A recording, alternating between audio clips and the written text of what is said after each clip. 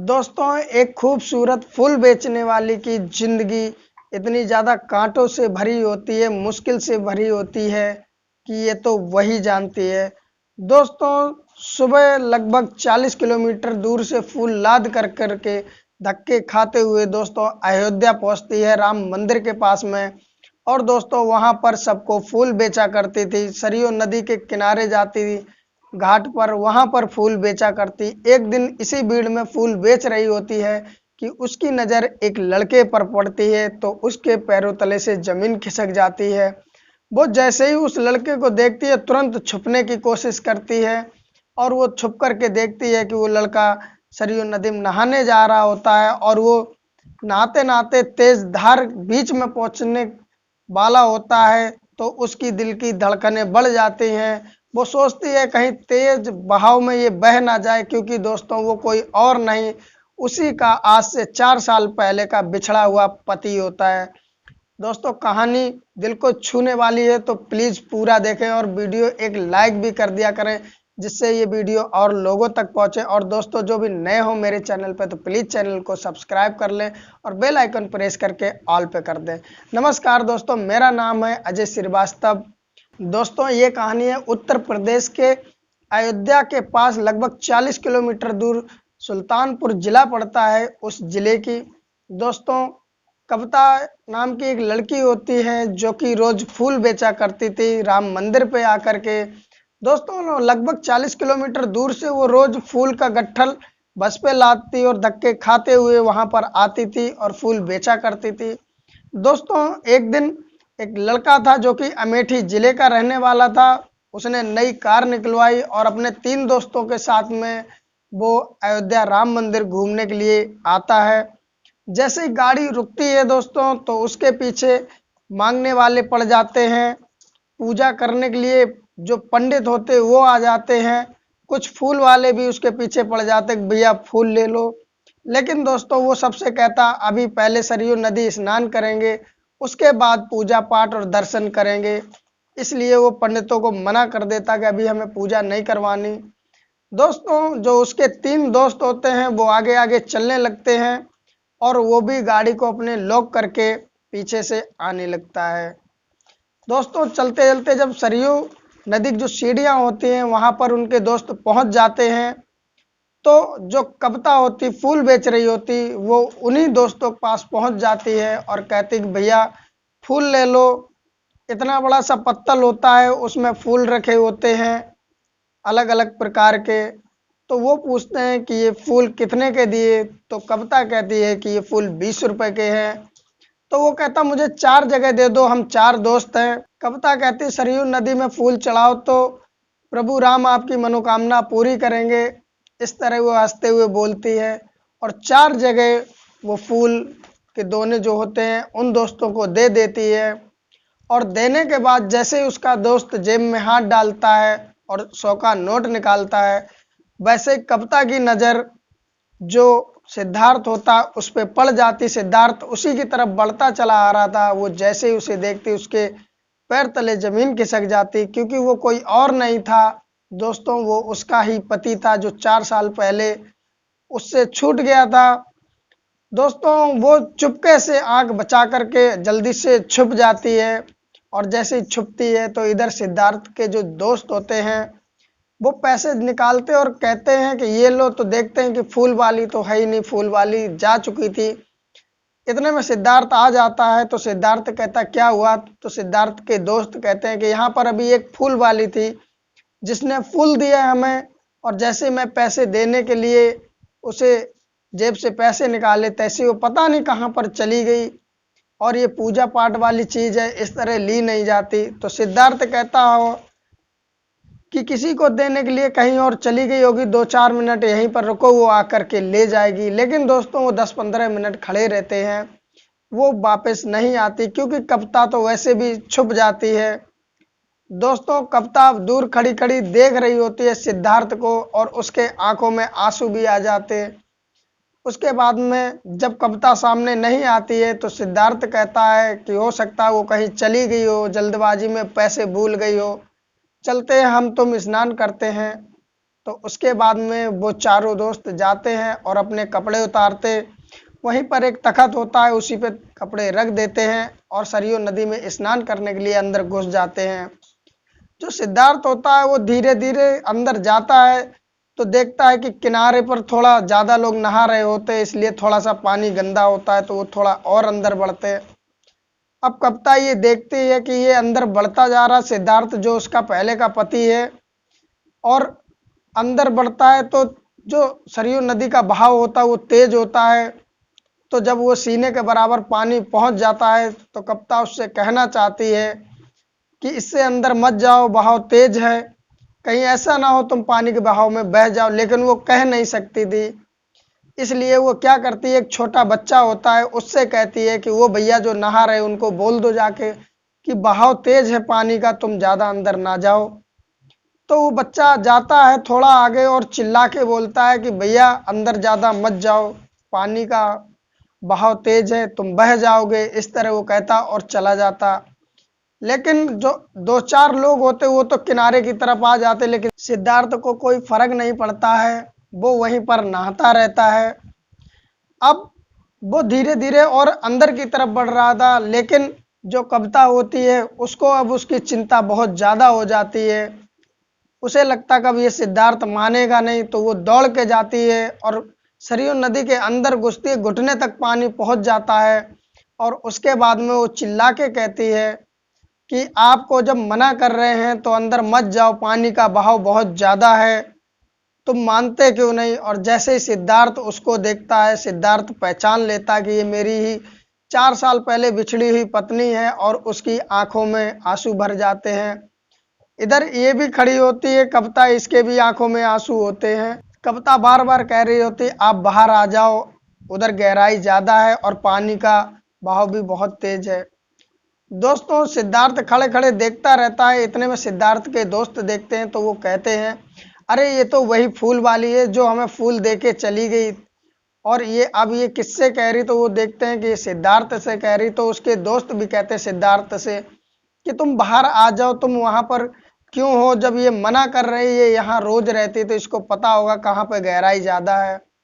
सिद्धार्थ धीरे धीरे बाहर आता है, लेकिन दोस्त बहुत सारे उससे सवाल जवाब करते हैं, लेकिन वो कुछ भी जवाब नहीं देता, बस उसकी आंखों में आंसू होते हैं। तो दोस्त पूछते भी हैं कि सिद्धार्थ क्या हुआ, तेरी आंखों में आंसू क्यों हैं, क्या बात हो गई। लेकिन सिद्धार्थ कुछ भी जवाब नहीं देता है। फिर सिद्धार्थ के दोस्त कहते ये वही फूल वाली है, इसके पैसे भी देने अभी बाकी है। तो सिद्धार्थ कहता है कि ये फूल वाली नहीं, ये मेरी पत्नी है जो मुझसे 4 साल पहले बिछड़ गई थी। और आज जब उसके ऊपर से नीचे हुलिया देखते हैं वो सारे दोस्त, तो एकदम सादा सिंपल साड़ी पहने हुए होती है। दोस्तों उसकी उम्र 24 साल की होती, लेकिन वो अपना हुलिया इस तरह बना के रखती है कि लगभग जैसे 40-45 साल की औरत हो है, क्योंकि उस पर अगर अच्छी बन के रहेगी तो अलग अलग लोग वहां पर आते हैं, गंदी नजर पड़ेगी। और वो साथ में एक अपना छोटा भाई भी रखती है अपने साथ में, जिससे कोई उसे गलत नजर से ना देखे। दोस्तों सिद्धार्थ जब उससे पूछता है कि तुम कैसी हो, तो वो कहती बस जिंदगी कट रही है, क्या बताएं, बड़ा मुसीबत से जिंदगी चल रही है। कविता सिद्धार्थ से पूछती तुम कैसे हो। सिद्धार्थ कहता है कि मैं तो ठीक हूँ, क्या करें, जब से तुम गई जब से ऐसे ही चल रही जिंदगी, लेकिन तुम यहाँ पर फूल कब से बेचने लगी। तो कविता कहती ठीक है, सारा कुछ बताती हो। तो वो लोग पानी से बाहर निकलते और सिद्धार्थ अपने कपड़े पहनता है। उसके बाद में एक तरफ जाता है और बैठ जाता है, और साथ में उसकी जो पत्नी होती है कविता वो भी बैठ जाती है। उसके बाद में सिद्धार्थ पूछता है कि तुम फूल यहाँ बेच रही, कैसे बेच रही, क्या है। तो कविता कहती है कि आज से लगभग 4 साल पहले हमारी तुम्हारी शादी हुई 2019 में फरवरी को। जिस समय सिद्धार्थ की बारात आती है कविता के गांव में, सुल्तानपुर जिले में अमेठी से, सारा कुछ बढ़िया चल रहा होता है। डीजे पर किसी बात को लेकर के लड़ाई हो जाती, विवाद हो जाता है। विवाद इतना ज़्यादा बढ़ जाता है कि दोनों पक्षों में हाथापाई होती है। कविता के घर वाले के चोट लगती है, गांव वालों के चोट लगती है, और उधर बारातियों को भी चोट लगती है और लड़का के जो घर वाले होते सिद्धार्थ के उनको भी चोट लगती है। मारपीट इतना ज़्यादा हो जाता है कि दोस्तों पुलिस केस हो जाता है। उसके बाद में पुलिस केस होने के बाद में पुलिस आती है। लास्ट में निर्णय यही होता है कि शादी नहीं करेंगे। जब समझाते हैं पुलिस वाले दोनों पार्टियों को तो दोस्तों वो शादी हो जाती है। जब शादी होने के बाद में कप्तान अपने ससुराल अमेठी पहुंच जाती है तो वहां पर जिस तरह उसको रखना चाहिए उस तरह वो लोग नहीं रखते हैं। उसकी जो सास होती है, उसकी जो नंद होती है, वो कप्तान को सुना सुना के ताना मारने लगती हैं कि वहाँ के लोग ऐसे हैं, उन्होंने ये नहीं दिया, वो नहीं दिया, ये नुकसान किया, इसकी इज्जत नहीं की उसकी। हालांकि कप्तान की क्या गलती थी, लेकिन दोस्तों फिर भी वो लोग कप्तान को सुना सुना के बातें करते हैं। लेकिन दोस्तों जो सिद्धार्थ होता वो कप्तान को बहुत ज़्यादा चाहता था और कप्तान भी उसी के भरोसे वहाँ पर रहती। समय धीरे धीरे बीतता जा रहा था। लगभग 3 महीने गुजर जाते हैं।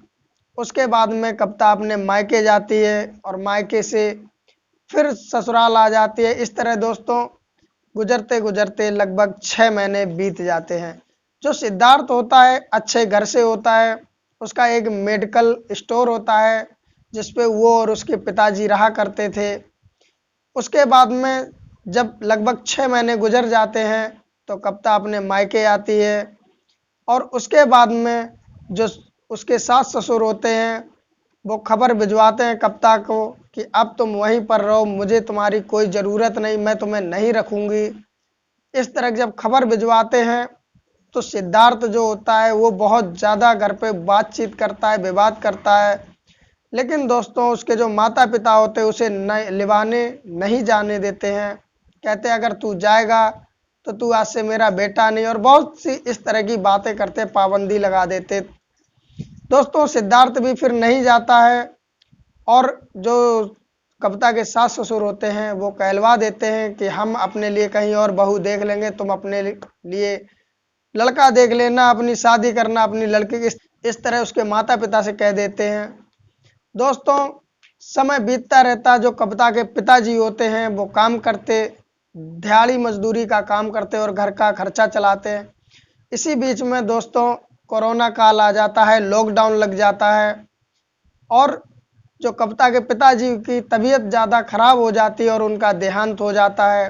अब घर में छोटे भाई होते हैं, कप्तान क्या करती। धीरे धीरे समय गुजरता है, जैसे तैसे गुजारा चलता है। उसके बाद में कोरोना काल खत्म होता है तो एक लोग घूमने आते हैं और जो कप्तान का घर होता है उनके नल के आसपास बहुत सारे फूल लगे हुए होते हैं। दोस्तों वो आदमी आके कहता अरे इतने सारे फूल अगर अयोध्या में हो कम से कम 4-5 हज़ार रुपए बेच जाएं। जब ये बात कप्तान सुनती है तो दोस्तों कप्तान का भी खर्चा इस तरह चल रहा था कि समझो कभी कभी खाने के लिए 2 टाइम की रोटी भी नहीं जुड़ती थी, क्योंकि अब कोई कमाने वाला बचा नहीं। जो पिताजी थे वो भी ख़त्म हो चुके थे। तो कप्तान के मन में विचार आता है कि क्यों ना यही सारे फूल देखा जाए बेच करके। तो कप्तान अपने वो सारे जो भी नल के आसपास फूल लगे होते हैं, लगभग 15-20 किलो फूल सारे निकलते हैं, तोड़ के एक गट्ठल में बांधते हैं और सुल्तानपुर ज़िले से बस में रख कर के राम मंदिर पहुंच जाती है। और वहां पर वो जब बेचती है तो दोस्तों लेट से ही सही लेकिन उसके फूल सारे बिच जाते हैं। लगभग वो 1500 के आसपास के सारे फूल बिचते हैं। कप्तान बहुत ज़्यादा खुशी होती है, क्योंकि दोस्तों जिस घर में कोई कमाने वाला ना हो, एक भी रुपए ना बचा हो और उसके पास में 1500 रुपये आ जाए तो दोस्तों उसको बहुत ज़्यादा खुशी होती है। कप्तान उसके बाद में घर आती है। अब वो सोचती है कि मैं फूल का ही धंधा करूंगी, लेकिन दोस्तों फूल तो उसके घर में थोड़े थे, वो सारे ख़त्म हो जाते हैं। पहले ही दिन में वो लेके बेचे आती है। उसके बाद में वो अपने आसपास मार्केट में फूल ढूंढती है कि फूल कहाँ मिलते हैं, तो एक बाग पास में मिल जाता है जिससे वो रोज़ फूल ले लिया करते थे। अब दोस्तों वो रोज़ फूल थोड़े लेती थी 15-20 किलो और अयोध्या राम मंदिर में जाके बेचे आती। दोस्तों इधर धीरे धीरे 2024 पास आ गया था और राम मंदिर का काम भी जोरों से चलने लगा था, उद्घाटन था पास में। अब दोस्तों उसके फूल बहुत ज़्यादा बिकने लगते हैं, क्योंकि जो दर्शन वाले होते हैं, घूमने वाले होते हैं, वो बहुत ज़्यादा आते हैं तो उसके फूल बहुत ज़्यादा बिकने लगते हैं। दोस्तों वो सुबह सुबह फूल के गट्ठल लिया करती थी, बस में डालती और बस से फिर अयोध्या पहुंचती, वहां पर बेचा करती थी। इस तरह वो बताती है कि मैं अपना गुजारा करती हूँ और अपने भाइयों बहनों को मैं पालती हूँ, उनको खिलाती पिलाती हूँ और मैं लगभग 4 साल से यही कर रही हूँ। जब सिद्धार्थ के दोस्त देखते हैं ऊपर से नीचे तो कहते हैं सिद्धार्थ से कि तूने बहुत बुरा किया जो तूने अपनी देवी सी पत्नी को छोड़ दिया। सिद्धार्थ कहता है कि मेरे माता पिता ने मुझे बहुत ज़्यादा जलील कर दिया, ऐसा कर दिया कि इसको मैं ना ला सकूं। और उसके बाद में कविता पूछती है कि तुम्हारा हिसाब किताब कैसा चल रहा है, तो सिद्धार्थ कहता है कि मेरा एक मेडिकल स्टोर था जिसमें पिताजी और मैं बैठा करते थे। जब कोरोना काल आया तो उसके बाद में मैंने एक और मेडिकल स्टोर खोल लिया। मुझे कोई परेशानी नहीं, ठीक ठाक है। गाड़ी भी नहीं ली थी इसलिए मैं आया था यहाँ पे, गाड़ी पूजा भी हो जाएगी और दर्शन भी हो जाएंगे, लेकिन प्रभु राम ने आपसे मिला दिया, ये मेरे लिए बहुत खुशी की बात है। सिद्धार्थ के दोस्त कहते हैं सिद्धार्थ से कि जो हुआ सो हुआ, लेकिन अब तुम भाभी को घर ले चलो, ये तो मेरी भाभी हैं, इनको घर ले चलो और साथ में रखो। दोस्तों सिद्धार्थ कहता ठीक है। सिद्धार्थ अपनी पत्नी कविता से कहता है कि चलो तुम मेरे साथ, तो कविता जाने के लिए मना कर देती है। वो कहती है कि अगर मैं चली गई तो मेरे जो भाई बहन हैं घर पे, उनकी देखरेख कौन करेगा और कौन उनको खिलाएगा पिलाएगा, मैं नहीं चल सकती हूँ। तो जो सिद्धार्थ के दोस्त थे वो अच्छे पैसे वाले घर से थे और सब अच्छे अच्छे जॉब पे काम करते थे। तो वो कहते हैं कविता से कि भाभी तुम्हारा भाई कितने साल का है, तो वो कहते हैं हमारा भाई 17 साल का है। तो कहते ठीक है, उसको भी सबको साथ ले चलो और हम उसकी जॉब वहीं कहीं लगवा देंगे, अपने ही साथ लगा लेंगे। इस तरह जब कविता से कहता, कविता खुश हो जाती है। उसके बाद में सभी लोग उसी गाड़ी पे बैठकर सुल्तानपुर पहुंचते हैं, सुल्तानपुर ज़िले में, और उस कविता के घर जाते और सभी को साथ में लेके जिला अमेठी पहुंच जाते हैं। जब अमेठी पहुंच जाते हैं तो जैसे ही सिद्धार्थ कविता को लेके घर में पहुंचता है तो सिद्धार्थ के घर वाले नाराज होते हैं कि तू किसे उठा लाया। तो सिद्धार्थ कहता है ये मेरी पत्नी है, मैं इसे बहुत प्यार करता हूँ, तुम चाहो या ना चाहो मैं इसी को साथ में रखूँगा, अगर तुम नहीं रहने दोगी तो मैं अलग कहीं रह लूँगा, लेकिन मैं इसको अब छोड़ नहीं सकता। और पीछे उसके दोस्त भी खड़े थे, वो भी अच्छे पैसे वाले घर से थे, वो भी कहते हैं कि ये इसकी पत्नी है और इतनी देवी जैसी अच्छी लड़की तुम्हें कहाँ मिल जाएगी जो तुम इसका इस तरह से अपमान कर रही हो, इसको घर से निकाल दिया है। और जो भी मामला हुआ था वहाँ पर उसमें बारात में, तो इसमें कविता भाभी की गलती कहाँ थी। दोस्तों फिर उसके भी सिद्धार्थ के घर वालों को समझ में आ जाता कि ये लोग मानेंगे नहीं, क्योंकि ये सारे पढ़े लिखे लोग हैं और सिद्धार्थ भी जिद्दी है, ये मानेगा नहीं। तो बाद में उसके घर वाले ही मान जाते हैं और जो कविता का भाई होता है उसको उसके दोस्त अपनी ही कंपनी में जॉब दे देते हैं और वहीं पर वो काम करने लगता है और सिद्धार्थ के साथ में कविता हंसी खुशी रहने लगती है। दोस्तों मैं तो ऊपर वाले से यही दुआ करूँगा कविता का जीवन हमेशा सुखमय रहे। दोस्तों आपको इस कहानी से क्या लगता है, अपनी राय ज़रूर कमेंट में दें। और दोस्तों वीडियो अगर आपको थोड़ी सी भी अच्छी लगी हो, स्टोरी थोड़ी सी भी अच्छी लगी हो, तो एक लाइक भी कर दें। और दोस्तों अगर मेरे चैनल पे आप लोग नए हो तो प्लीज़ चैनल को सब्सक्राइब भी कर दें और बेल आइकन प्रेस करके ऑल पे कर दें, जिससे मुझे हौसला मिलता रहे और मैं आपके लिए अच्छी अच्छी कहानियाँ बना के लाता रहूँ। दोस्तों फिर मिलते किसी नई कहानी के साथ, तब तक के लिए नमस्कार।